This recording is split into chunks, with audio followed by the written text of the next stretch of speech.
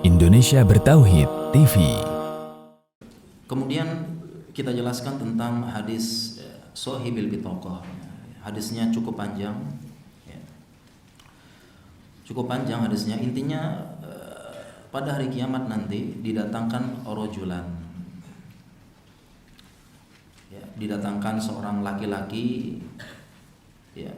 Kemudian didatangkan seorang laki-laki ala ru'usil khalaik, dikumpulkan di semua hadapan makhluk dari yang pertama sampai terakhir dikumpulkan, ya. Kemudian disebarkanlah, dibentangkan 99 lembaran catatan amal sijilat yang setiap lembarannya sejauh mata memandang. Jadi ini kita udah mulai hisab, ya, mulai ditimbang. Kemudian orang tersebut pun, Allah bertanya kepada orang tersebut, ya, setelah melihat lembaran-lembaran sejauh mata memandang 99 ini, kemudian Allah mengatakan pada orang tersebut, coba engkau cek apakah di lembaran tersebut pencatatku menzolimimu al-hafidhun, ya, pencatat catatan amal, apakah menzolimi kalian, ya. Sebagian kita itu mengatakan malaikat yang mencatat amal Raqib dan Atid, tapi pendapat terkuat ini bukan nama malaikat tetapi sifat malaikat. Ma yalfidu min qaulin illa ladaihi raqibun atid, ya.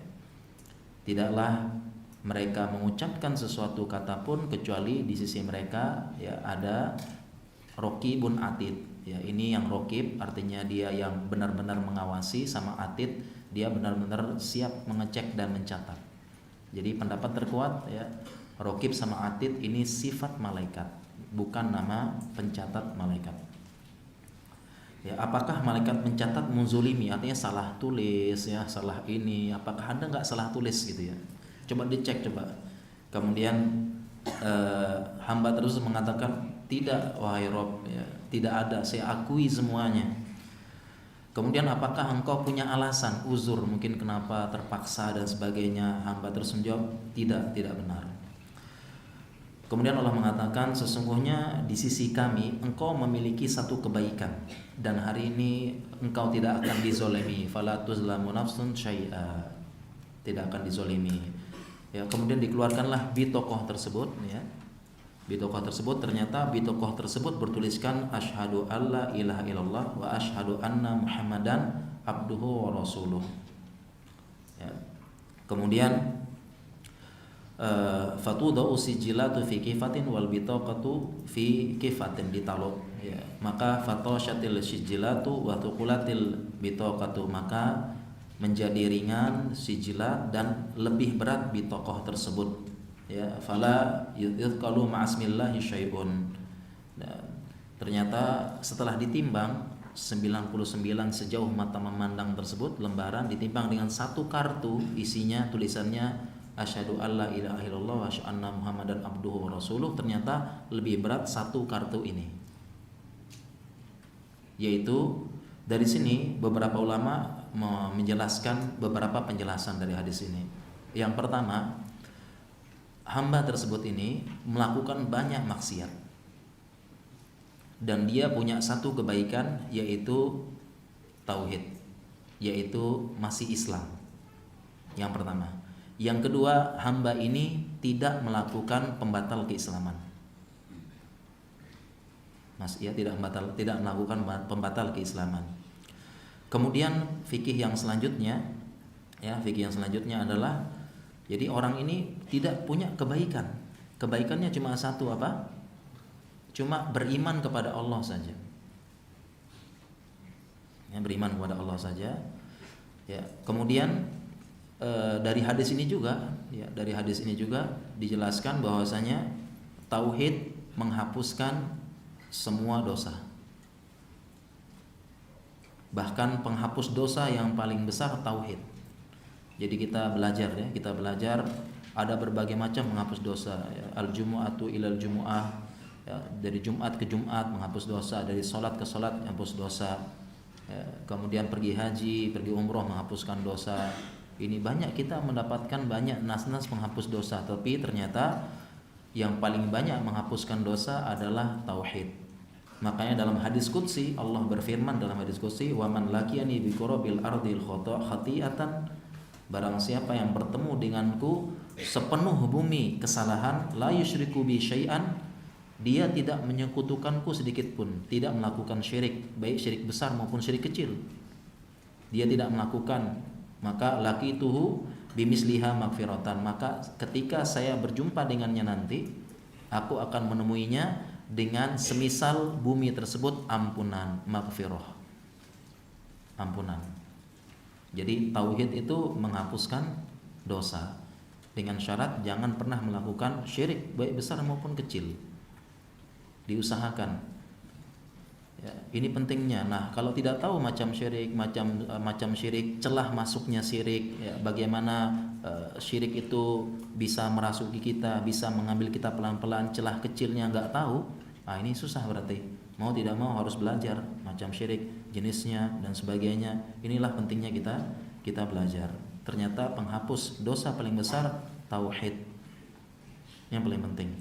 Kemudian dari hadis ini juga menimbulkan banyak pertanyaan. Ya, kalau begitu enak banget ya kita melakukan dosa macam-macam gitu ya. Cukup beriman saja. Oke, kalau gitu maling, curi, berzina gitu ya. Macam-macam deh. Insya Allah yang penting apa? Yang penting tauhid. Ya. Enak banget seperti hadis ini. Pertama ada berapa jawaban? Jawaban yang pertama, beberapa ulama menjelaskan dalam hadis ini disebutkan rojulan, innallaha sayukhallisu rojulan min ummati. Dalam hadis ini disebutkan rojulan. Kalau kita belajar bahasa Arab, ini disebut dengan isim nakirah. Ya, isim nakirah, ya, yang dia menunjukkan hanya satu orang saja. Jadi kasus seperti ini hanya satu orang. Jangan berharap kita begitu juga, paham? Jadi cuma kasus satu ini orang saja. Ini salah satu pendapat ulama. Jadi jangan kita berharap kita seperti mereka. Seperti dalam hadis ini, gue juga bisa-bisa tuh. Jangan berharap karena cuma satu orang itu saja. Nggak ada yang lain lagi. Ya, ini yang pertama. Kemudian yang kedua adalah kita maksiat kemudian bertauhid ya. Kita kok pede banget ya tauhid kita nggak tercampur dengan syirik dan sebagainya. Syirik kecil dan sebagainya kok kita pede banget ya. Udah kita dosa aja deh. Ya berzina, sholat, nggak mau sholat dan sebagainya, mencuri. Ya kan enak banget. Ya tadi tinggal beriman aja lah pokoknya. Ya, siapa yang menjamin kita tidak melakukan pembatal keislaman, melakukan kesyirikan, dan siapa yang yakin kita melakukan tauhid kita terjaga? Tauhid kita terjaga. Sedangkan Nabi Ibrahim saja ya, Khalilur Rahman. Ya, Nabi Ibrahim Khalilur Rahman. Bapaknya para nabi. Beliau membangun Ka'bah dengan perintah dari Allah Subhanahu wa taala. Ya. Beliau membangun Ka'bah dari perintah Allah. Jadi udah pasti perintah Allah, tetapi ketika sudah membangun Ka'bah tersebut, Nabi Ibrahim berdoa, Rabbana taqabbal minna. Tetap minta supaya amalnya diterima.